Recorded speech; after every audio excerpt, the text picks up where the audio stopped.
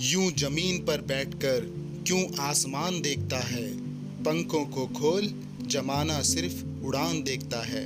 नमस्कार दोस्तों, इन सुंदर पंक्तियों के साथ मैं रवि आज फिर आप सभी का एक बार फिर से स्वागत करता हूं आपके अपने चैनल हिस्ट्रियोलिक पे।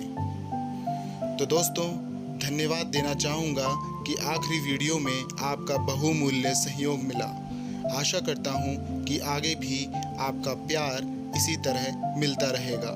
तो चलिए दोस्तों, देर ना करते हुए जल्दी से चैनल को सब्सक्राइब, लाइक और शेयर कर दीजिए ताकि आने वाली नई वीडियोस मिलती रहें जो सभी प्रकार के एग्ज़ाम्स के लिए बेहद महत्वपूर्ण हैं। तो शुरू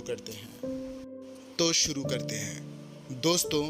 आज का हमारा टॉपिक है मुगल शासन व्यवस्था एवं उसके कार्य।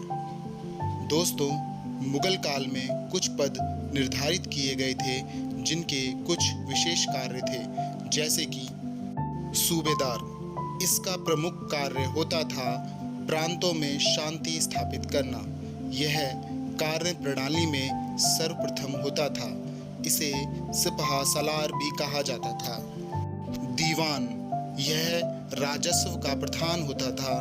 अकबर ने वजीर के एकाधिकार को समाप्त करके इस पद की स्थापना की। जब सम्राट मौजूद नहीं होता था तो वह शासन के साधारण कार्यों को देखता था। मीर बख्शी, यह सैन्य विभाग का सर्वोच्च अधिकारी होता था।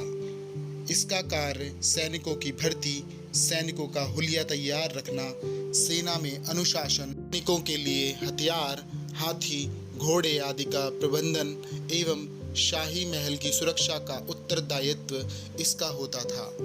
आमिल, गांव के किसानों से ठीक प्रकार के संबंध बनाना एवं निर्धारित समय पर लगान वसूल करना इसका कार्य होता था। दरोगा ए डाक चौकी, यह सूचना एवं गुप्तचर विभाग का प्रधान होता था। इसे खुफिया तरीकों से जानकारियां पता लगानी पड़ती थी। मुगल शासन के समय भूमि को 3 वर्गों में बांटा गया था। खालसा भूमि, यह ऐसी भूमि होती थी जिस पर राजा अथवा बादशाह का सीधा नियंत्रण होता था। इस भूमि में जो भी कुछ उत्पादित होता था उस पर पूर्ण रूप से बादशाह का अधिकार होता था, क्योंकि ऐसी भूमि पर अच्छी फसल उगती थी। ऐसा माना जाता था कि कुल क्षेत्र की 20% भूमि पर बादशाह का सीधे तौर पर हक होता था। बाकी 80% पर सामंत या अन्य व्यक्तियों का अधिकार होता था। दूसरी थी जागीर भूमि। यह भूमि होती थी जो राज्य के कर्मचारियों को उनकी तनख्वाह के बदले दी जाती थी।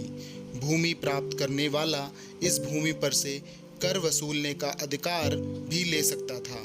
जहांगीर ने खालसा भूमि का आकार कम कर दिया था, पर शाहजहां ने पुनः इसका विस्तार किया। तीसरी और अंतिम भूमि थी सयूरमल या मदद ए माश।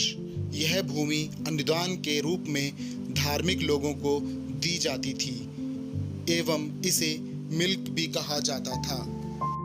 1580 में अकबर के समय टोडरमल ने दहसाला नाम की नई प्रणाली की शुरुआत की। टोडरमल द्वारा शुरू करने के कारण अकबर ने इसे टोडरमल बंदोबस्त कहा। इसके अंतर्गत भूमि को 4 भागों में बांट दिया गया। पहली थी पोलज, इसमें नियमित रूप से खेती की जाती थी। दूसरी थी परती, इस पर 1 या 2 वर्ष के अंतराल पर खेती की जाती थी। तीसरी थी चाचर, इस पर 3 से 4 वर्ष के अंतराल पर खेती की जाती थी। और चौथी थी बंजर, यह खेती योग्य भूमि नहीं थी और इस पर लगान नहीं वसूला जाता था। मुगल काल के समय कृषक 3 वर्गों में विभाजित थे। खुदकाश्त, ये किसान अपने ही गांव में अपने खेतों पर खेती किया करते थे। पाही काश्त, ये दूसरे गांव जाकर कृषि किया करते थे। मुजारियन, ये कृषकों से कृषि उधार पर लेकर खेती किया करते थे। दोस्तों, मुगल सेना 4 वर्गों में विभाजित थी।